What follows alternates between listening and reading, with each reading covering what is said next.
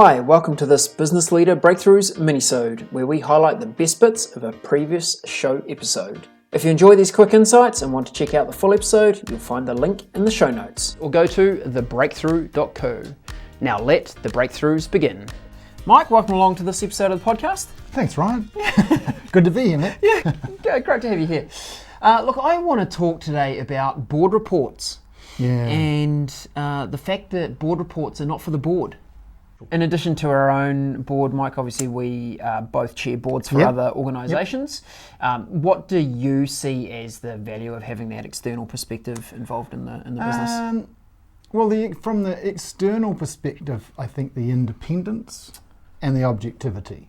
You know, that's the real value of having an external advisor and having all those kind of why we can't and why we must and blah blah. And the benefit of having someone external is they don't arrive in the room with that bias because they haven't been sitting around drinking the Kool-Aid going, oh, this idea is going to be great. Yeah. Or this is why we can't possibly do that. Or this is why.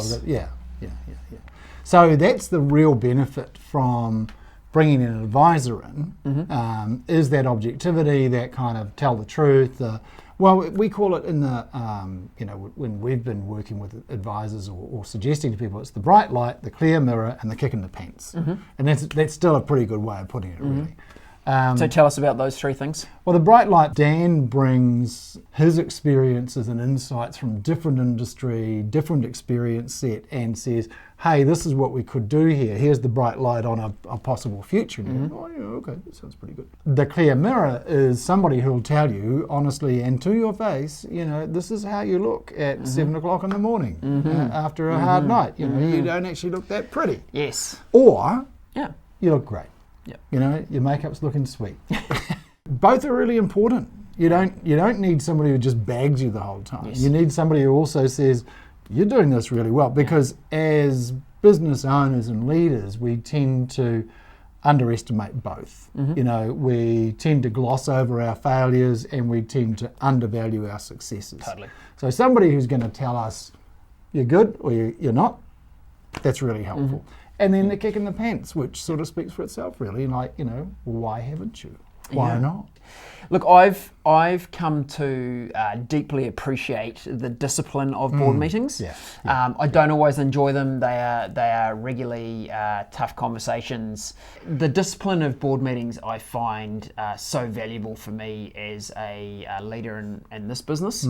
The discipline to go every single month, I've got to stop, review the performance of how we've gone over the last month and how that's tracking year to date.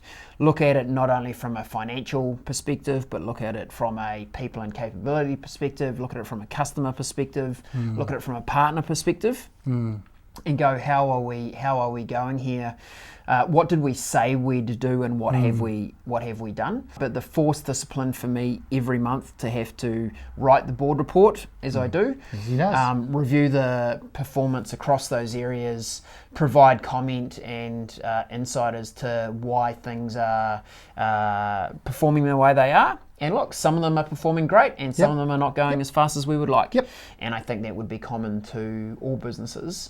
So it's a great time for me to talk about barriers we're facing in the business, to think about strategic goals that we've got and how they're performing, to review our most important goals, which we're really, really clear on, and to have that insight and that dedicated time to do it is so valuable. And it is. It's just taking time to take an overview of the business, where it's going, where it's been, where we want it to head, what the issues are, and what we need to do to make it go better. Taking the time, even though you might think there's nothing to kind of report or comment, you will always fill the time.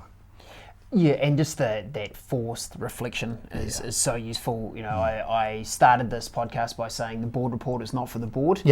Look, of course, it adds value to the board, but I think just as a leader, the discipline of creating that board report and being forced to look at the insights and the performance is really useful. So very briefly, how I suggest people think about their reports is, what's the progress in the last month? Yes. What are the issues that we need to talk about or that we've got and we want to talk about?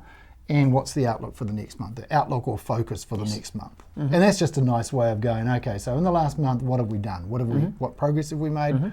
What issues have we got, and what's our focus for the next month? So for our listeners that don't currently have a board structure in place, where should they start, and maybe what should they avoid? We'll probably start with their financials, because they are still a way into understanding why we're getting those results. Kind of tell me what it means, particularly against a budget.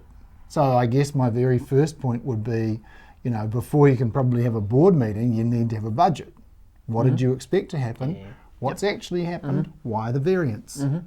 So I'd probably start there. I think the next piece is understanding what are those key performance indicators. How do we know how we're doing?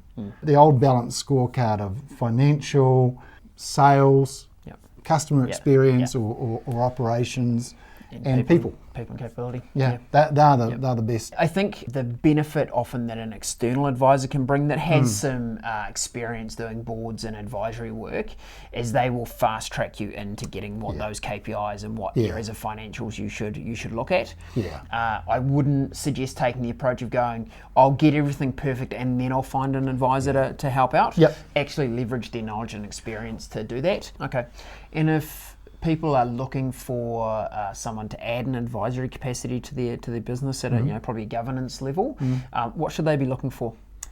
I don't think they can look for people with industry experience. That can be helpful, but that can be quite hard to find, and you don't typically, if they're people who've been in the industry, they may have views about the way the industry was, as opposed to will be. You get my drift.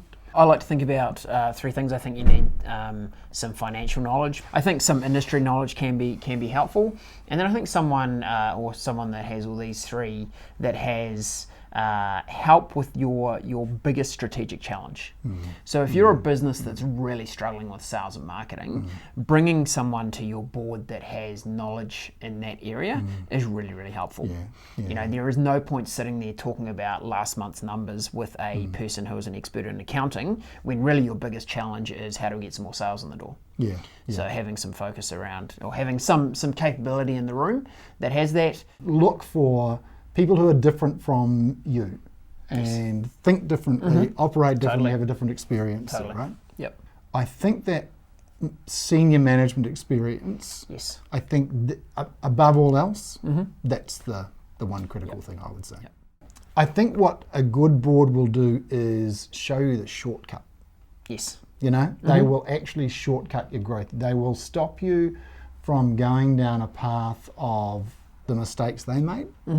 They will show you what they've learned, and they will help you get there quicker. That's really the value. They will stop you stuffing up as often as you would otherwise. Absolutely. And they'll get you to the good path faster. Peter Montgomery said, "Experience is what you get right after you need it," which I think is a great quote, and that's what board members do, right? They put experience in the room. They put experience in your business. And the cost of quality board members might seem like a reasonable size number when you look at it. When they shortcut your growth, it's nothing. It's such a return on investment. What value do you put on a good idea? That's the thing. That's the thing you need to get your head around. Is no, they're not going to do anything. They're not going to do anything useful, but they will have an idea that will make you a lot of money or save you a lot of money, and that's really getting your head around, the value of a good idea.